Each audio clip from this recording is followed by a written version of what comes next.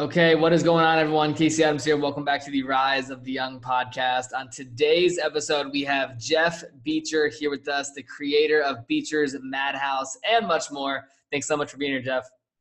Thanks for having me, Casey. So I appreciate your time today, man. I know that we connected, it was last year at the Tillman Fertitta dinner at Mastro's. And for those that don't know, I'd love for you to give some context into what Beecher's Madhouse was and when you created it. I mean, I created it a long time ago, not to age myself, but 2002. Okay. Right after 9/11, we launched the theater on Broadway and at Madison Square Garden. It was one of the world's greatest attractions in the history of the planet, which was a lot of fun. Yep. It was it was a circus meets a nightclub. It started off as a calm comedy show with a couple little people and some dancers, and turned into a full-on 500-person circus. Wow. In Las Vegas. Yeah, it was a lot of fun. That's insane. What was the inspiration behind that, right? To really launch, not only, like you said, something similar to a circus, but where did the idea come from for that? Well, I never went to college, so I wanted to throw the craziest party. I loved comedy. I started doing stand-up, and then I booked the theater. And right after I booked the first theater, I said, you know what? It's much more fun, like putting the show together than the time it would take me to do stand-up. And I got to, network in the crowd and schmooze with everyone and throw this crazy party and sell it out and market it and create it and then create performances and deal with all the talent. And it was just a lot of fun. So I focused on making the show. And then after a year and a half on Broadway, I'm doing 2 shows at the Paramount at the Garden. I had an offer to go to Vegas. One of my best friends who passed away, Harry Morton, his family owned the Hard Rock, and wow. I went to work for him and Peter, and we launched the show in Vegas in December 2003. We had like 25 celebrities there. No one's ever seen an opening like that. And then I had a good run at the Hard Rock, perfect run, sold out 5 years, and the recession hit. Wow. We went on tour. We did 81 cities. We toured for 2.5 years, selling out all over the country. That was a lot of fun. And then we ended up in LA at the Hollywood Roosevelt Hotel. Did a nice 5-year run there. And this whole time I lived in hotels, which was crazy. Yeah. That was a lot of fun. I want to bring people current as well, because I know you do a lot more than just have crazy parties. Through your media company, Beecher Media Group, you develop partnerships between celebrities and tech companies in Silicon Valley. I'd love for you to give the people some insight into, where you currently spend your time so that we can, give them some updates on just where you're at. Well, I currently spend my time at home. Before that, I was, when I stopped doing the show in 2016, after the Roosevelt in Hollywood, I went right to the MGM in Vegas. I signed a huge $100 million deal there, and I quit because I just wasn't healthy. And I lost 240 pounds getting healthy. And during that time, I was the entertainment relations consultant for Airbnb for 3.5 years, for Lyft, and for a lot of the tech unicorns. I'm a partner in a vegan fund that invests in health, and I consult for at this point in my career, I really just consult for the founders that I enjoy and like working with. Obviously, Airbnb is amazing, and I love working with them. That was a good run there. And right now, I work for a couple different founders in mostly countries at this point. So I promote and market countries, and that's kind of on hold right now, obviously, because no one's traveling. That'll start back up again in July, and that's a lot of fun. I love working for countries. And what does that mean, working for countries? Well, I help them with, just like you would. I'd promote a company and make that mainstream and make it a household name. I promote for the countries and the same stuff. Okay, like tourism boards in a sense?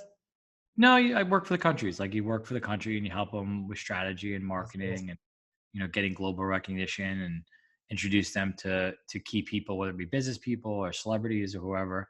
And that's a lot of fun. And what I did during quarantine was, I lost 40 pounds during quarantine. My goal's for 65 by July 1. I'll definitely hit it. Wow. Yeah. And then, I'll be really skinny. Like, I'll be where I've wanted to be for a long time. In 2016, I lost 200, well, 2015 and 16, I lost 240 pounds those 2 years. Wow. What was your like peak weight? It was 440. Wow. Yeah.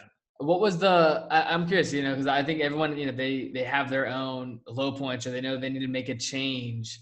What was that like in your life, right? You have this amazing business, you're crushing it, you're selling out stadiums, but then you pause it and stop it because you want to get healthy. Like, what was that transition like in your life? Oh, it was gnarly, but I didn't have a choice. I mean, I was going to be dead. You know, I always thought I'd die around 35. I just had this weird No feeling. way. Then I didn't die, and I was like, all right, you're still alive. Like, I couldn't sleep for 3 days. It was crazy. And then I had sleeping pills. Nothing was working. So I just got really healthy. My best friends kind of gave me like a fat intervention. Okay. And like Larry Rudolph and his wife Jen and my buddy Harry Morton, and everyone just like kind of really was like treated me like I was like a crackhead, but with food, and I rightfully so and deservingly, you know. And I knew I had to make a change, and it wasn't working, and how fat I was and everything. So I couldn't sleep for 3 days, and we said, all right, this is a vegan place in Florida. Let's go there. It's called Hippocrates. I went there. I think I dropped, I don't remember, it was like 40 or 60 pounds in a month. Wow. And I was like, wow, this shit works, you know, Yeah. this vegan stuff. And I did raw vegan for a while with about a year. And then I've been doing it on and off. And every time I'm on vegan, and I say on like it's a drug. We're like, yeah, I'm on vegan. It's just like, it means I'm healthy and my body's happy and my brain's happy and everything kind of works. And I Yep. get my best and biggest deals and deal flow. And every time I'm off it and I'm running around drinking and partying and taking sleeping pills to being a psycho because I'm flying and everything, it's like my body's the angriest at me. Yeah. So right now, during quarantine, I was like, you know what? It's going to be crazy times the next year. So I want to be in my best and most perfect mental, physical, and spiritual self and shape. And I did. I focused on it. And Yep. so I've been signing deals, currently product deals, like food deals. Okay. So, like I have Craig's vegan ice cream. I got an ice cream. I got a chocolate. I got a vegan egg, Okay. working on a lot of different things, working on a coconut deal. There's so much different fun stuff. And I'm Yep. doing a lot of beauty and skincare stuff, CBD. I have nerve damage from car accidents. So I'm like, all right, I want to do everything that helps my body. So I have like pain, CBD, pain medicine, like Yeah. everything that keeps me holistic and keeps me clean or as clean as possible. That's what I love. So I think I have a total of about 10 different product deals that we're working on right now. Wow. That's sick. What was just, the biggest struggle through that process of, hey, I need to make a change in my life? Like, what were some of the, the battles and struggles you went through, and more so the lessons learned through that process? Oh, there's a lot, buddy. I mean, we don't, in this short podcast, but there's like, one, keeping your brain clean and your body clean is really important. That's everything. Like if your body's happy, your brain's happy. If your brain's happy, your body, it's like, you just got to keep them all in sync and them all talking to each other and keeping them clear. Yep. That's really it. There's no other secrets except for that. That's my biggest secret is like, if you're healthy, then your business is thriving. Yeah. Well, for me anyway. Totally. What's been the key to building celebrity relationships in your life? Because you're one of the best at it. Well, I mean, celebrities is just like anyone else, but they're the CEO of their own company. You deal with XYZ celebrities like Lady Gaga, Katy Perry. They're the CEO. Katy Perry is the CEO of Katy Perry Inc. Yep. So whoever the celebrity is, it's just like knowing a lot of CEOs, a lot of presidents. Yep. My business was entertainment for a long time, so I got to meet everybody, producing the show and creating the show and helping people with music videos to movies to, I produced a bunch of stuff, and it just not for money, just for fun. I love doing entertainment stuff. And that's how I met everyone, really. When you produce a show for 20 years, it's one of the craziest, wildest, funnest shows on the planet, and everyone loves it, and you're good to people, they're good to you back. And, if you decide you could stay, some people stay in their career and do that forever. I saw a time to change and pivot, and I did, and it was a great opportunity. And I got to be involved in technology and being an entrepreneur. And now I get to be involved in, the food and healthcare business. And I get to pivot all that and end up with some good equal balance and get to relaunch my show too someday. So Love that. What got you into the entertainment world originally? Like, was that a goal of yours growing up, or how did it, end up being a part of your life? I always wanted to do it, and I just did it. I was waiting for that magic pill. Someone introduced me to someone, and I realized it was never going to happen. And I'm in New York, and everyone there is like, like someone's dad invented the toaster strudel, like some stupid shit like that. Invented the straw, or like everyone's an attorney or an accountant or a stockbroker. Yep. So there was no real entertainment. It's not like LA where everyone's in entertainment. So I thought I'd never get into it. And then one day I was just like, fuck it. I'm just going to do it. And I'm going to start the show. And I had no guidance. I know nothing. I just did it. And after my second show, my first show was at a small theater, a couple hundred person theater. The head of Madison Square Garden came, and then he gave me the Paramount. And then, then I got the theater in Broadway. It was a 1,200 person theater, and it just was off to the races. What was the biggest show, like people wise? I mean, we've done 20,000 person shows, We did a lot of costume balls when we toured for 4,000 or 5,000 people. Yeah. It's not about the biggest show, because ours is more about giving people an experience. They walk away, with the sickest night of their life. I always just say, like, if you came to a Madhouse and you didn't get laid, you did something wrong. Because like everyone was super sexually charged and super happy and super excited, and everyone has the greatest time whenever I throw an event. Yeah. Whether I did a Madhouse or I threw someone's birthday or whatever it was, I'm really good at throwing live events, and, some say the best in the world. And, I think my reputation speaks for itself. Totally. And, that's kind of it. That's super cool. I'd love for you to give us some insight onto, what these parties and Madhouses looked like. I know that we touched on it at the beginning, but for, a lot of young entrepreneurs that didn't attend it, or, they just didn't experience it like I didn't. Can you give us some insight into what it looked like if you walked in the room at Beecher's Madhouse? Okay. For years, I purposely had no cameras, and we never put it on the internet. There's very few videos out there. So yeah, exactly. If you're a nice kid, Casey, I'll tell you what it is. But everyone else is going to have to go there to experience it when we do a pop-up or two this year. Okay. Or next year when Corona's off. Yep. So the shows are crazy. We took vaudeville and we made it modern. So what was around 100 years ago, and I didn't even know it was around 100 years. I learned this after I did it. People were like, you're a vaudevillian. I'm like, what the hell is that? And I looked up vaudeville, and I was like, oh, shit, someone did what I did for the last 15 years, 100, 120 years ago. And that's when I got to LA, and I learned about vaudeville. So it was like, we had dancing Oompa Loompas, monkeys, goats, burlesque dancers, magicians, stilt walker, you had everything you have at a circus in a small theater. Sorry about that, buddy. In a small theater. And it was crazy. It was a lot of fun. We'd flying little people that would fly around the room and drop off bottles at your tables, and yeah, it's just, you have to experience it. Anything that was in pop culture. So if Kim Kardashian was pregnant with Kanye, and about to give birth, we'd make mini Kim, Kanye, whatever's going on, we reenacted on stage with music. Got it. So you are planning on doing some pop-ups when the just because, no one's better at throwing a party than I am. Not even to make money. Like, I'll just do it free for people and just have fun. Yeah. But yeah, someone's got to throw a really good party. Everyone's really angry. Everyone's fighting. Even before this, everyone was fighting with each other. Like, it's enough already. Like, it's time to have a lot of fucking fun. Yeah. So just to have fun, I'm just gonna throw a bunch of Madhouses. Yeah. I love it. What is the key to throwing a great event? You have to have a lot of excess. So you have to have a lot of excess. So, if people like girls, you gotta have a lot of girls. If people like guys, you have to have a lot of guys. If people like whatever, you have to have a lot of whatever. You just gotta have a really fun looking room, and you gotta get a lot of alcohol. Other people do other things, but I just prefer alcohol when I party. And you just gotta get, you gotta pack it, whether it's a 200 person room or 2,000 person room. You gotta have 10 times that waiting to get in. And, it's just, you have energy, and you have to have great music. Yep. Just whatever a normal person would have at a party, times it by 10 or 100. And that's what I do. I got it. Interesting.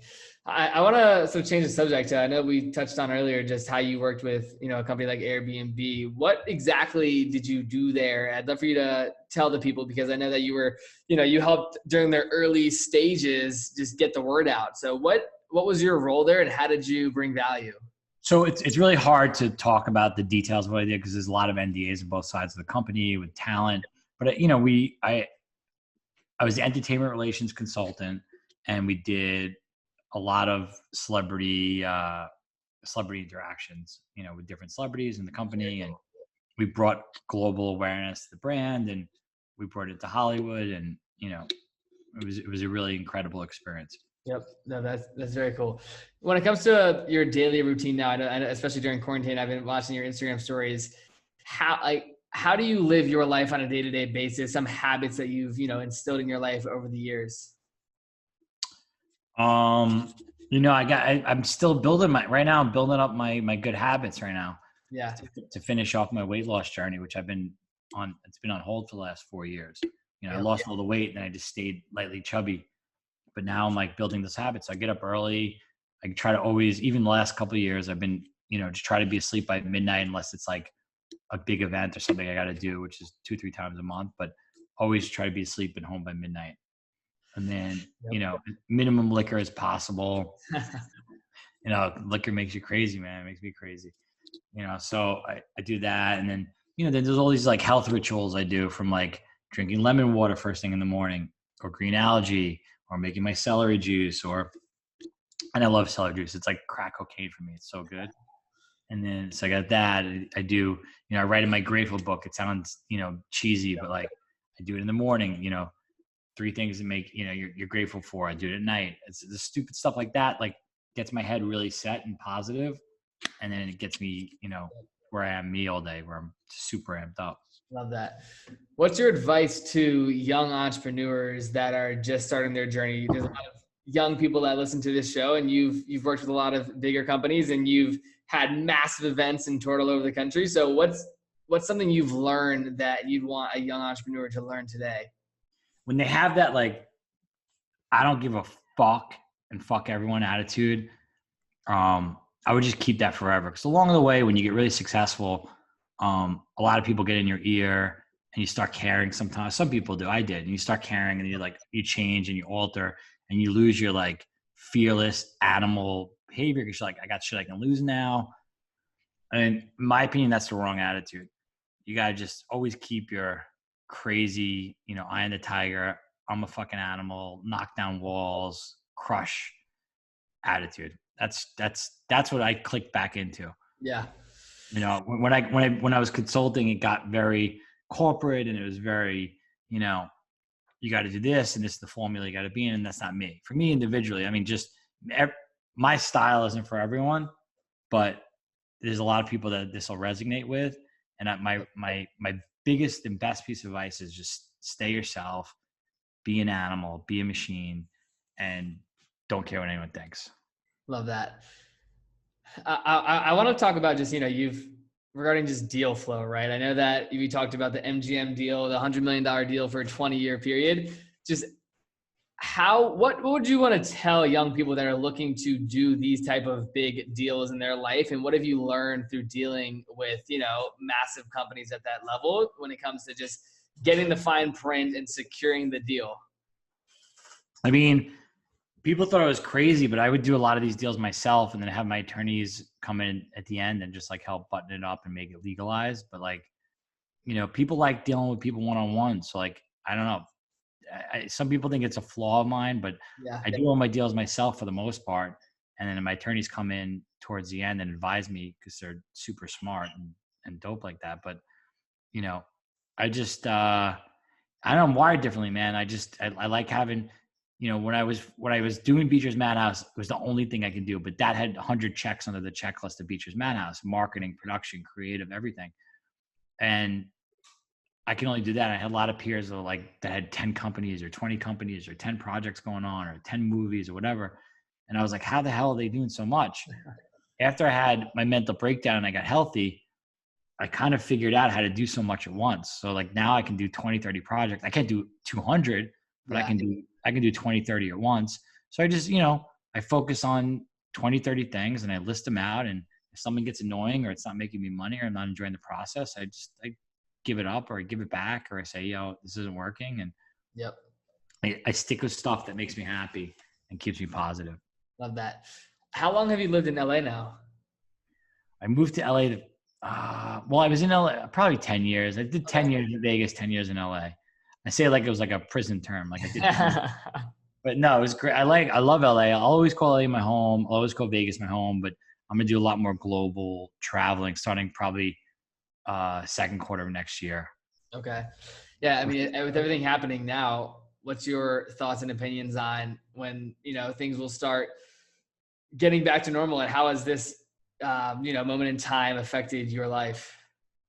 Well, it affected me really positively because I've never been more focused and healthier and more clear in my head what's going on with the world and everything.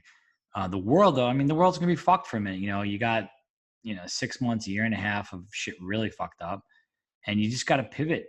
People don't understand, like a lot of the shit everyone's used to is gone and they're just starting to wake up and realize it. Like it's gone. Like restaurants are closed, things are closing left and right. They're going to continue to close. It's going to get worse.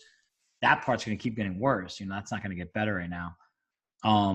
So you just got to pivot. There's something to pivot into for everyone. So like, I went from taking, big retainers and big checks and globe trotting to like, all right, let me own this put this project together, own this kind of business. And, they'll pay off a little bit longer term, but you'll make the same kind of money. Yep. And it's fun and it keeps me motivated. It keeps me healthy because now I'm promoting all health products. So it's like, it's just a different thing. Very cool. Where is there an opportunity in the entertainment world, in 2020, because all these events are canceled and everything's getting postponed? Just what do you see as someone that's, if you dominated that world?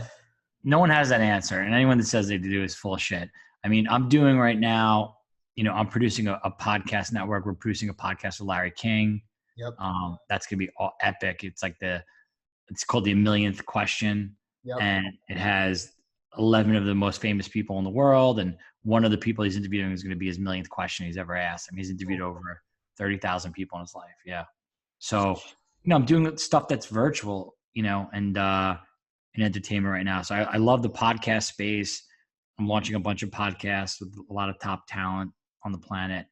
And that I think is going to be even more booming than it's been the past couple of years. Yep. But everything else, like every weekend I produce Jeff Ross's Instagram roast.